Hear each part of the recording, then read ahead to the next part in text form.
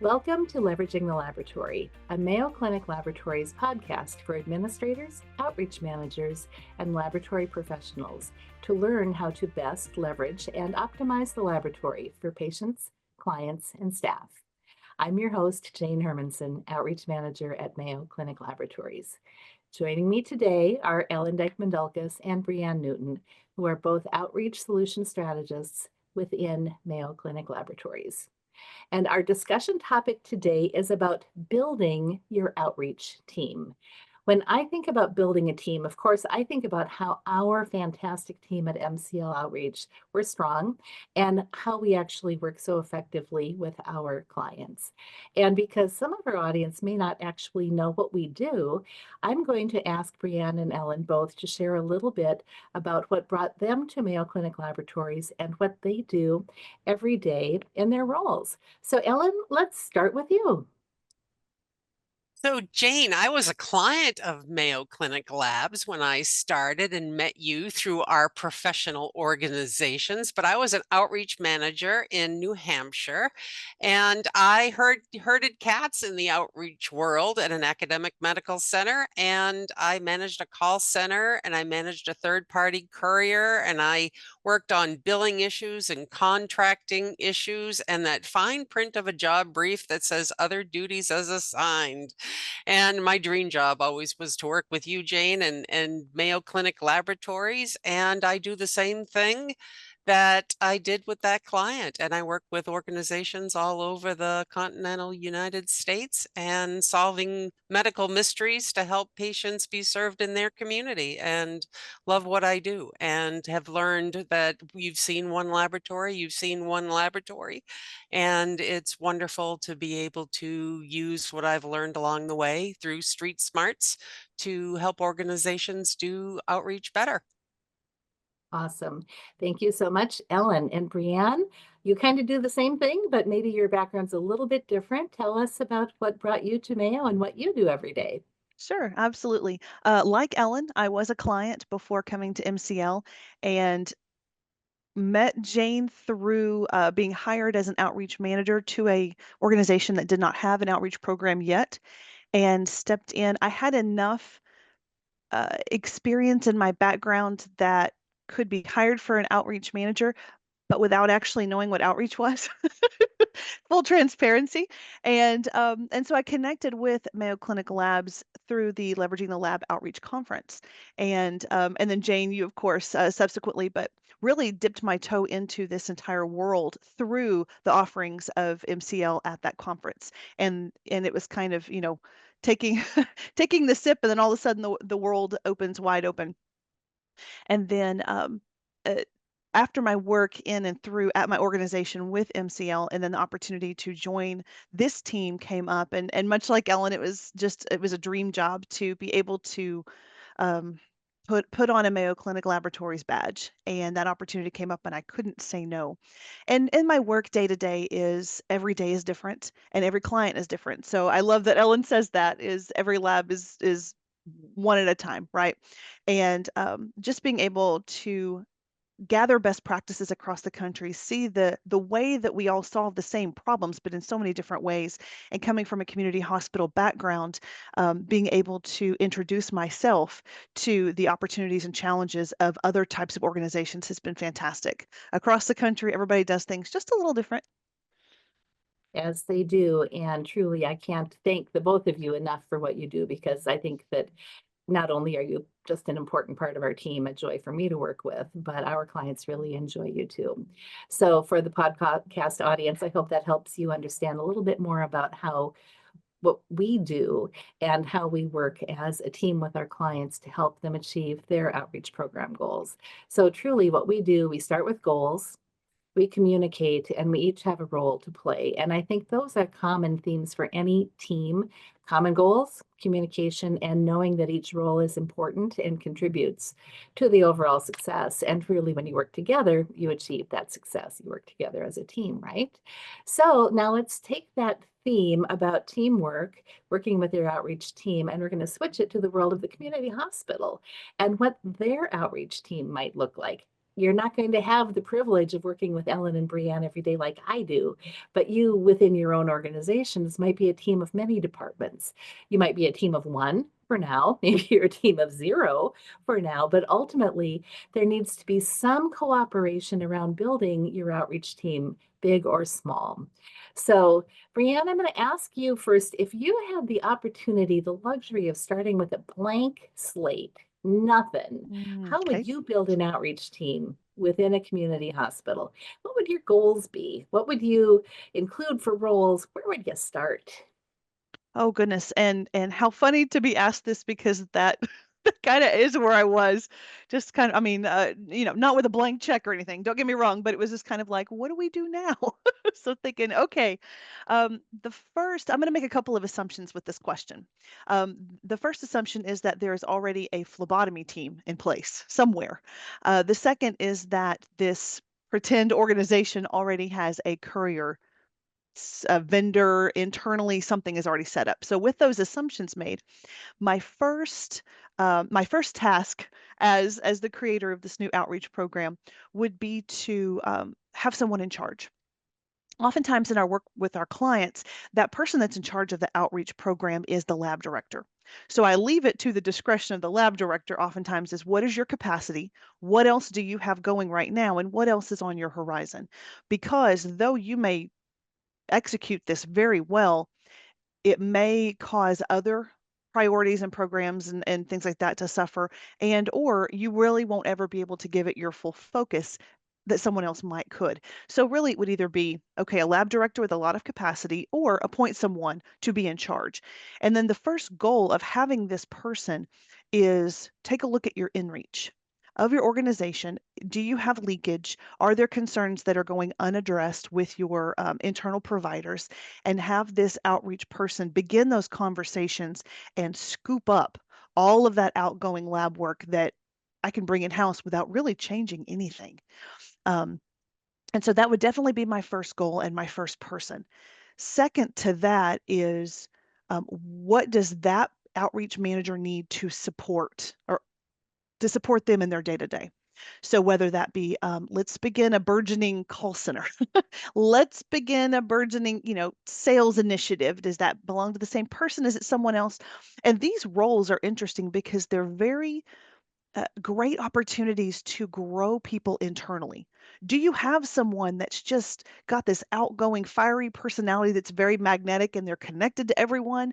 Do you have someone that's very detail oriented and minds the P's and Q's and is really good at catching mistakes? Watch for those people, because you can use roles in outreach to help them flourish into a role they may never have stepped into. So using those and watching, what does that outreach manager need to as support? So call center, couriers, we already talked about. Do they need a second? Do they need an XO, something like that, to begin delegating duties and stuff? And then after that, once inReach is addressed, then looking outward, look at your market, see where the providers' needs in the community are not being met, and then gradually stepping into those in ways that make sense with the community and with the organization. Well, and I think you hit a nice point to say that inReach, that's the lowest hanging fruit. Mhm. And although people say, yep, we've got a great inReach program, it still is amazing how much testing can tend to leak out of an organization. And some organizations have rules and policies that say you have to use our internal laboratory, but many do not. And certainly if you're paying their bills, you want those doctors to be using your lab services. So I think, Brianne, that's a good starting point, right? So you've got your goal and you starting to build your team. So I'm going to pivot to the next piece. And if we go beyond just basic lip service for communication, Ellen, how does communication across these departments look within the outreach team and even beyond the team into the testing laboratory and then going beyond the lab and into the organization? So communication across your internal work group is great, but let's go beyond the work group, lab, organization. Does that make sense? we're the center of our own universe, and we work collectively in different parts of the country, and we meet regularly. We have a team meeting, and we go over a master document that we share different clients that we're working on, and we brainstorm. Brianne, you came from a community background, but you have much different experiences than I have at an academic medical center, and we work on how to handle and support a client. I think if we call in subject matter experts to the work we do, it makes us stronger and we learn. And we go over barriers that we could collectively work to support a client. So I think that's really helpful, is having a strong internal working group where we can talk about how to move a client collectively forward. I think that's really helpful. As far as the laboratory goes, nothing worse than bringing a new client on and your operations group doesn't know that a new client is coming on board. So having outreach as part of that operations meeting where you talk about a new client's coming, do they have supplies? What's their start date? Who's the doctor? Maybe bring that client in, or bring your call center manager to that client so they can meet each other, so that there's not barriers to use your organization. Relationships are already formed. I think that's really important. And then within the organization, maybe as an organization, you're going out and referring providers or onboarding. Remember when maybe your parents moved to a new neighborhood, there would be the welcome wagon that would come and meet your family. I don't know if they still even do that. Probably not. But They do. my parents, They they do. do. Yeah, Yeah. do they? Yeah. So, when the new provider comes to a town, is there somebody from your organization that goes and greets them with all the great services your hospital provides? Well, are they bringing marketing material from your laboratory? I've talked to a lot of organizations that never talk about lab when a new provider shows up. So is there marketing material? Or are the ancillary services provided in that packet? Pharmacy, radiology, laboratory. So really starting to build a network of services for the organization. Similarly, if they're putting in a new PSC, or they're growing the services of that health center footprint, is lab involved in that, rather than getting 1,000 new specimens every day and you don't know that that new provider has moved to town? So maybe meeting quarterly to figure out the strategic vision of the organization would be really helpful with communication. So I think that's real important. And what it's doing, it's actually keeping the lab really embedded in with all of the physician leadership, and making sure that lab is almost top of mind for the organization when they start to think about bringing new providers in. I love that. Right. So, Brianne, let's talk about customers. So, Ellen talked a little bit about the communication within the department. And if you start to think about communication outside the department, where does the customer communication come in? What do you think is best? Is it just emails? Is it postcards? What would you recommend for communication, and what do you think is best? Well, that's a great question, because it's kind of like asking someone, how do you want to celebrate your birthday? You'll get a different answer with every person. Yeah. I think that's a great question to bring up when you're onboarding that client, and say, I mean, you could even say, here's the options. Which one do you like best? Or just say, these are the ways that we communicate with our clients. So here's a variety of options for you to check, to see what's going on.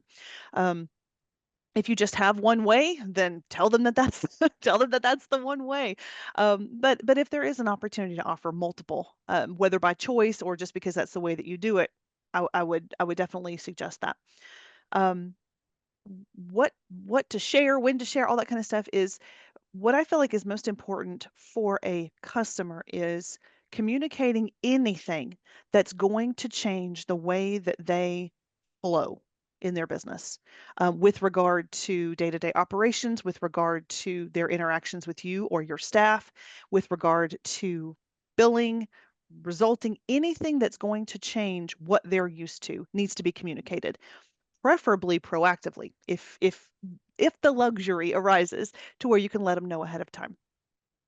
Um, I really don't believe that there's anything that would harm a relationship with the client more than for something to have interrupted or negatively impacted their ability to care for a patient more than something that you knew about as the reference lab as the outreach program and didn't say anything. That's a hard pill to swallow for a customer, and a hard one to explain as the outreach program.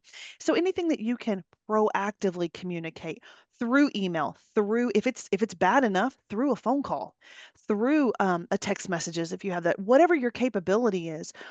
If it is large events, let's just say you've got an EMR change on the horizon, you've got just something that is a massive impact to everyone and your ability to perform testing.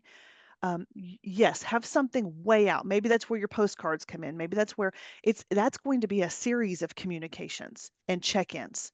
Hey, have you seen our communication about this? Do you have any questions? If you're talking to the office manager, have you heard concerns from your providers? Would a stop by from our salesperson or our outreach manager be an effective way do they have time for a sit down? Build up to that. If it's the shorter, less severe impacts, but still would do something, that's where those other methods come in. But I think the combination of those two is going to keep your customers well aware of what's going on as much as is in your control. And that's really what they care about. Yeah, absolutely. Well, one thing that I've seen is you talked about kind of the impact, the scope of the impact. Is it big or is it small? And something just like changing a collection container can be a huge, huge impact in an organization. And that's something that some groups I've actually seen, they personally go and they have new supplies in their hot little hands, and then they're saying, okay, now where are these stocked? And I'm going to swap them out Mm-hmm. so that you don't Yes. have this problem. So sometimes that communication is quite direct and maybe a little bit hands-on. So I really appreciate that. Okay, so now I'm going to think about the last piece is really thinking about working together. So if you've got your goals, your common objectives, we're communicating well, let's assume all those things are going well and clicking nicely. Now, the last piece is knowing that the outreach program can't do any of this alone because we're not a testing laboratory. Everything that the outreach team does has some impact on the lab. And of course, nearly everything that happens within the lab is going to have an impact on the outreach program. So, Brianne, thinking about the laboratory, the testing laboratory itself, what comes to your mind as opportunities for enhanced teamwork and collaboration between the testing lab and the outreach team itself? I think that's fantastic. I'm going to build a little bit off of what Ellen shared earlier. And I think internally as the outreach program, there needs to be very frequent meetings where, this is going on with this and touch base. For example, let's say that those are weekly. Okay, so weekly we're gathering together and we've got a list of things that we are now going to take to the testing lab. What's coming up? What are we doing right? Because we've got X number of clients coming on board. What does that look like? And then maybe every 2 weeks or monthly, the leader of the outreach program then meets with the leader or leaders of the testing side of the house. We're going to sit down. Let's look at a calendar. You bring your calendar from the lab side. I'm going to bring mine calendar and let's look. Do you have downtimes? Is there a wonky maintenance that needs to be done? Do you see something that would affect our ability to do what's on my calendar? So let me share. Here's our new number of clients. We're starting this, this container change, James, that you mentioned, Jane, we're changing over on this day. So you might see some that you're not supposed to. What do those two look like when we put them side by side? And then going over the points of concern and everything that don't belong on a calendar, but we still need to share. Let's open that dialogue and open that conversation. That helps get everyone on the same page for the stuff that everybody knows about, which is the best to plan for. And then working out at the very beginning, what is our plan for when last minute things come up? Who do we let know? How do we let each other know? And if at all possible, how much time can you give me? And working out that plan, not in the middle of everything's on fire, but ahead of time. And so if you can do that with regular cadence and bring as much information with you as you can from everyone that's holding on to it, then I really feel like you've done a lot to remove miscommunications, misunderstandings, and obstacles between the two sides of your house. Absolutely. And the last thing you want is tension between Mhm. those departments. Thank you so much, Brianne. I just love that, because to just have this calendar of what's coming up and make sure everybody's on the same page. So Ellen, over to you. Same question. I know that you've seen a lot of laboratories. You've worked in some big places that have really done some great things. What have you seen out there that's working well when the outreach program and the testing lab are just humming along, doing really well together? Well, I was at one organization and I like that they monitor their KPIs, their key performance indicators around outreach, because it's so subjective. You get 3 different shifts, but when your call volume from a client is going up, but the abandon rate of the phone is going down, it means your call center, you have knowledgeable people and they're able to handle those calls effectively. And you know that your hemolyzed specimens and your rework calls and your critical calling, and you look at some of those metrics, and corrected reports are going down. When you start to look at those kind of things, I think you can track and trend if that relationship is good. And I think using that the KPI data to monitor, track, and trend can give you a good indication on how you're doing. The other thing I would add is talking with the courier, because really they're your conduit between the customer, and I don't want to not leave the customer out of it, but they'll tell you if the customer's not happy, and ultimately they're the ones that you want to satisfy, because they're the touch point with the patient that you serve. So I always would round and include touching base with the courier, just to get a gut feel. So if the courier isn't squawking, then I think you're doing pretty good. So I think if the courier's not squawking, your people are answering the phones on time. And I love the fact that you're talking about metrics that the laboratory is keeping related to hemolysis, for example, because now are your customers collecting specimens effectively or not? Right. So I think that's fantastic. So we've hit each of those 3 aspects of teamwork. We've got the common goal. We want to serve our community. We've got good communication within our group with the laboratories, and we work very well with our customers, with the laboratories. So rapid fire question time, guys. Communication, common goal, and working together. Of your favorite of those 3, what is your favorite and why? Ellen, you first. Oh, that's easy for me. The common goal. It's got to be the patient. Know why you're doing what you're doing. You got to do the right thing at the right time every time. Fantastic. Brianne, how about you? Oh, well, now Ellen makes me feel bad because I was going to pick a different one. It's like picking amongst your kids. Which one's your favorite? For me, it would be communication, because I think effective communication from everyone who needs to be part of it, to hear it, to contribute to it, removes so much of what can make outreach programs challenging, to make healthcare challenging, and eventually and inevitably more difficulty for the patient. So I think if open communication can be established, it makes things much better. Absolutely. Well, and I'm going to add mine because I can't keep my thoughts to myself.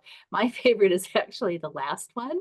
It's working together, because we each have a piece that somebody else needs, and we can't be selfish about it. We have to be willing to give something to others, and the more we give, the more we receive in return from others. So I think that each of those things, we each kind of see it differently, but that's one of the reasons we're such a strong team. So Brianne and Ellen, I can't tell you how much I appreciate having you on our team at Mayo Clinic Laboratories. I hope some of the experience we've shared today will help others effectively build their own outreach teams. And speaking of teams, you have opportunity to meet the MCL outreach team and many other outreach experts at our upcoming outreach conference. Leveraging the Laboratory, A Vision to Action will be held in Nashville, Tennessee on September 16th and 17th, 2025. And registration is now open. So go to www.mayocliniclabs.com/education for more information. And I hope to see you there. Thank you again. And thank you truly for listening to Leveraging the Laboratory, a podcast from Mayo Clinic Laboratories. If you've enjoyed this podcast, please subscribe. And until next time, we encourage you to continue to promote your community-based hospital laboratory. The needs of the patient come first.